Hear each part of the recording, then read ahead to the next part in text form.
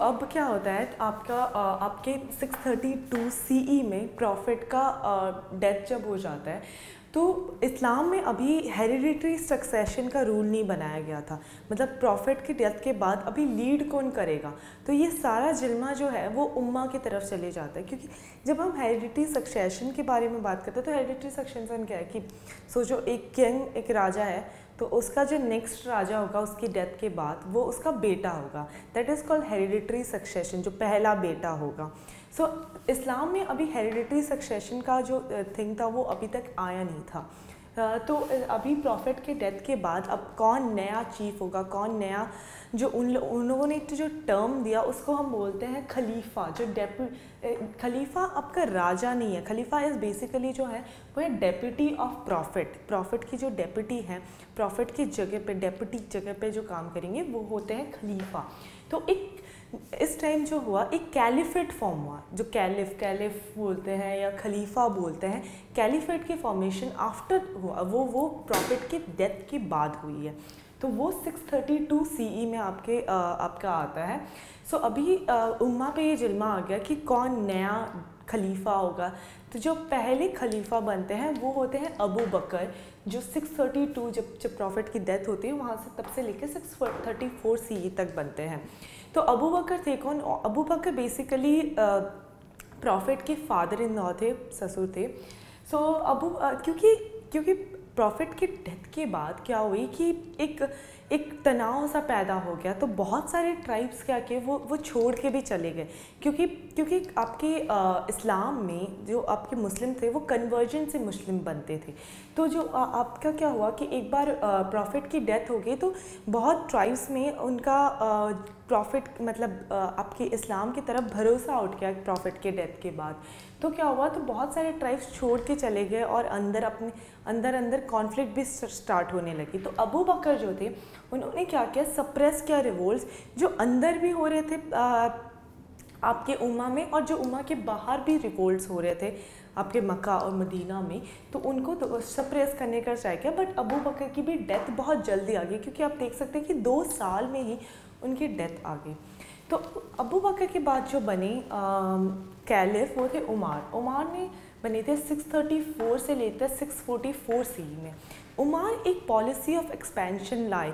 उमार चाहते थे कि मक्का और मदीना से बढ़े इस्लाम का जो फोल्ड है उसके अंदर अलग अलग जगह भी आए। तो उन्होंने एक पॉलिसी ऑफ एक्सपेंशन लिया, और जो ट्राइबल मिलिट्री स्ट्रेंथ थी आपके इस्लाम की, उसको बढ़ाने की कोशिश, उसको स्ट्रेंथन किया, उसको ताकतवर बनाने की कोशिश की, ताकि वो अलग जगहों पर रेड्स कर पाए, अलग जगहों पे बैटल्स कर पाए, अलग जगहों पे कैप्चर कर पाए।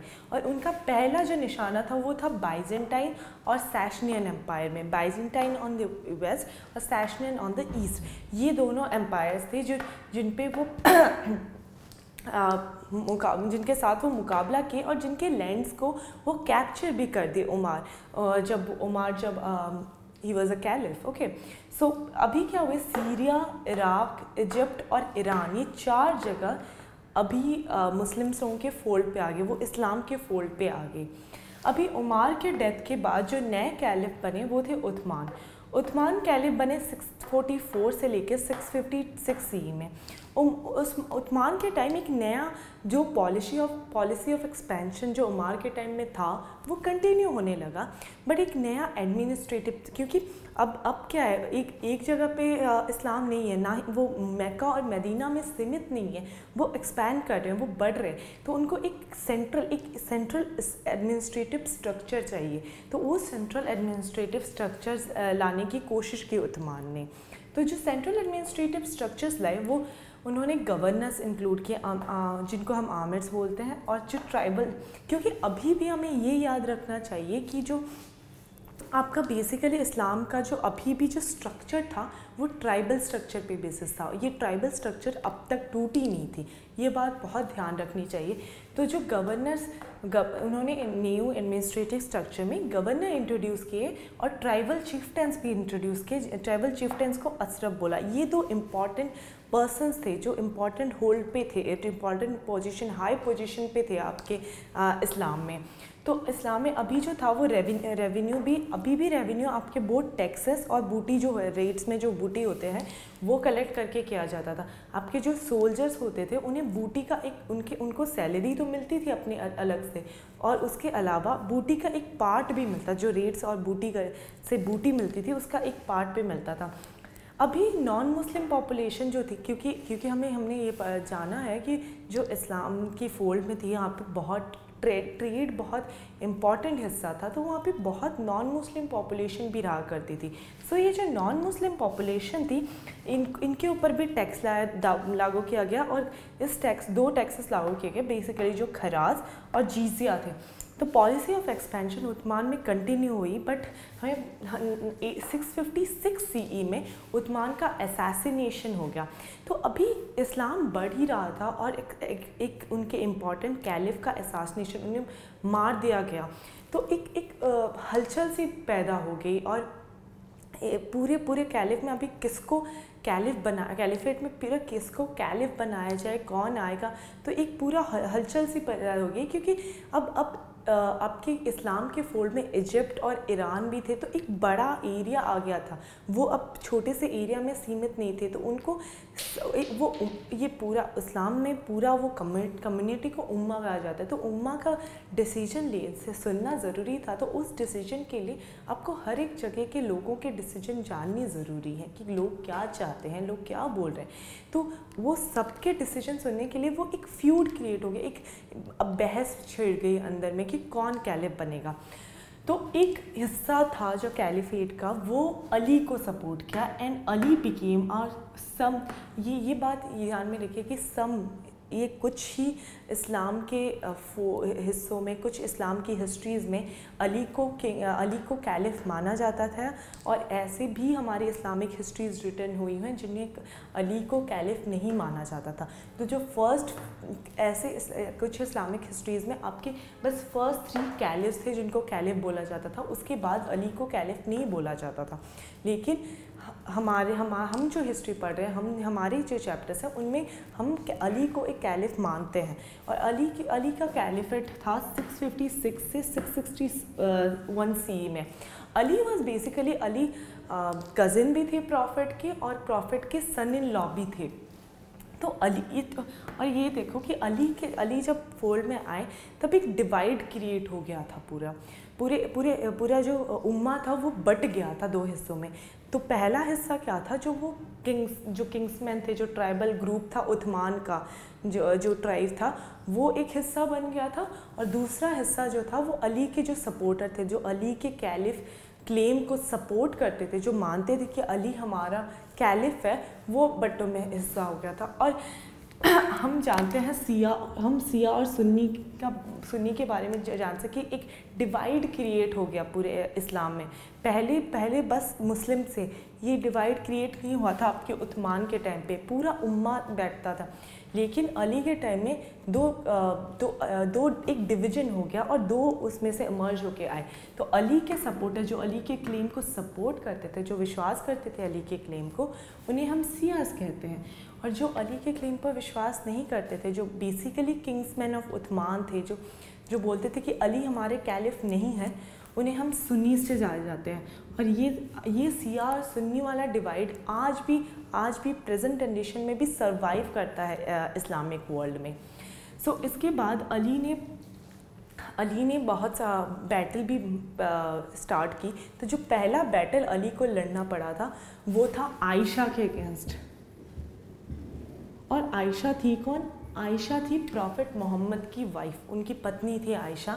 और अली ने बैटल ऑफ जो आयशा और अली के बीच जो बैटल होता है उसे मतलब अली ने टेक्निकली अपनी सास के साथ एक बैटल किया था, और ये बैटल को हम बोलते हैं बैटल ऑफ कैमल। तो battle of camel was fought in 657 CE. तो 657 सीई में बैटल ऑफ कैमल लड़ा गया था और अली ने आयशा को हरा दिया था। तो जो अली का सबसे पहला बैटल था वो अली ने जीत लिया था। बट ये तो एक ही हिस्सा है जो अली के अगेंस्ट थी, वो है आयशा के हिस्सा। बट देयर वाज अनदर हिस्सा जो किंग्समैन ऑफ उस्मान थे, वो भी अली के ख़िलाफ़ थे, और उन हिस्सों को लीड कर रहे थे मुवाया। उस्मान के किन भी थे, उस्मान के फैमिली में बिलोंग करते थे, और वो गवर्नर, उस टाइम गवर्नर ऑफ सीरिया भी थे। क्योंकि हमें याद किया कि उस्मान के टाइम में गवर्नरशिप जो आने लगा, क्योंकि इस्लाम इतना बड़ा हो गया था कि उसे एक लीडर पूरा संभाल नहीं सकता था, उसे और भी छोटे लीडर्स चाहिए थे जो छोटे छोटे हिस्सों को संभालें, तो गवर्नरशिप आई थी तब। तो मुआविया जो थे वो गवर्नर ऑफ सीरिया थे। तो अली, जो सेकंड बैटल अली ने लड़ा था, वो मुआविया ने जो अपोजिशन, जो विरोधी दल था अली के अगेंस्ट, उसको लीड किया था। सो Muawiya was leading the opposition of Ali.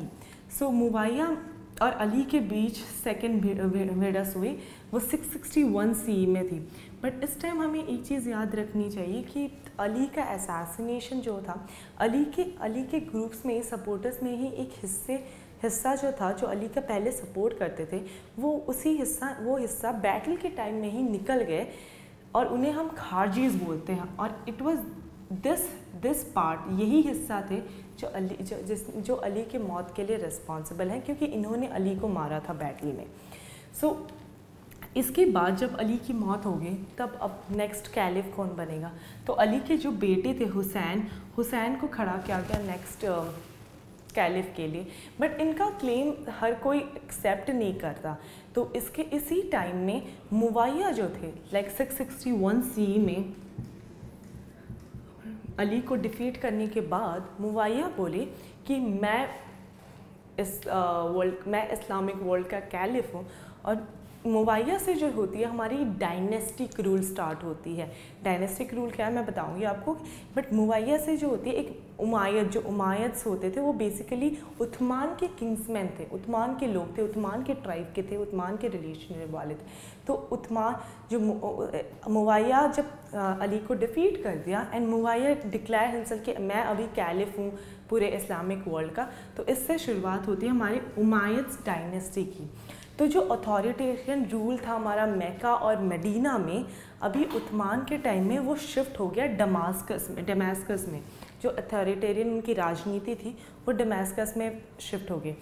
ये बात हमने पहले पढ़ी कि इस्लामिक वर्ल्ड आपके हेरिडिटरी सक्सेशन में बिलीव नहीं करती थी, बट उमायद डायनेस्टी से हेरिडिटरी सक्सेशन भी आने लगी, और एक हेरिडिटरी सक्सेशन भी आने लगी। उसके बाद जो नेक्स्ट इम्पॉर्टेंट फाउंडेशन था, वो फाउंडेशन एक इम्पीरियल पावर का फाउंडेशन था, क्योंकि डमास्कस में उन लोग शिफ्ट हो गए थे। तो अभी डमास्कस के पास वहाँ पे बहुत क्रिश्चियंस और बहुत जोरोएस्ट्रियंस भी थे। तो जोरोएस्ट्रियंस के बाद तो क्रिश्चियन और जोरोएस्ट्रियन स्क्राइब्स और उनके ब्यूरोक्रेट्स को भी मुआविया ने अपने फोल्ड में ले लिया, और उनको भी अपने एडमिनिस्ट्रेशन में वो लगा। तो हमें उमायद डायनेस्टी में हमारे स्टडी के लिए, हमारे इस चैप्टर के लिए बस दो ही लोग सबसे इम्पॉर्टेंट हैं जिन्हें जानना हमें ज़रूरी है। वो है, एक है मुआविया और सेकंड है अब्दुल मलिक। अब्दुल मलिक 685 में आए डायनेस्टिक रूल में। तो अब्दुल मलिक ने जो अरब और इस्लामिक आइडेंटिटीज़ थी मुस्लिम्स की, उस पर फोकस करना शुरू कर दिया। तो वो आइडेंटिटी फोरफ्रंट में, वो सामने ला के रखते कि ये आइडेंटिटी हमारी बहुत ख़ास है और इसे हमें प्रिजर्व करके रखना चाहिए। कि जितना हम एक्सपेंशन करें वो अलग बात है, बट जो हमारी अरब और इस्लामिक आइडेंटिटी है वो हम होल्ड करके वो हम लेके चलना चाहिए। तो इसके बाद आपका अरबिक जो लैंग्वेज आता है, वो जो एडमिनिस्ट्रेशन का पूरा लैंग्वेज वो अरबिक लैंग्वेज बन जाता है। अब्दुल मलिक के टाइम सबसे इम्पॉर्टेंट इनोवेशन हुआ था, वो है कॉइनेज का। आपके कॉइन्स, अब्दुल मलिक अपने कॉइन्स स्टार्ट कर दिए थे, और उन्होंने गोल्ड दिनार और सिल्वर दिरहम का स्टार्टिंग कर दिया था आपके इस्लामिक वर्ल्ड में। सो अब्दुल मलिक के बारे में जब आप लिखें कहीं पे आपके एग्ज़ाम में और समथिंग, तो आपको ये जानना ज़रूरी है कि वो दो सबसे इम्पॉर्टेंट चीज़ का उन्होंने स्टार्टिंग, एक तो Arabic as an language of administration की पूरी लैंग्वेज अरबिक थी, और सेकंड जो थी वो थी उन्होंने कॉइनेज स्टार्ट किया। अब्दुल मलिक के बाद आपका जो इस्लामिक आर्किटेक्चर है वो भी फोरफ्रंट में आ जाता है, और डोम ऑफ रॉक उन्होंने बनाया था जेरूसलम से। तो ये 3-4 चीज़ें हैं जो आपको अब्दुल मलिक के बारे में जाननी ज़रूरी है।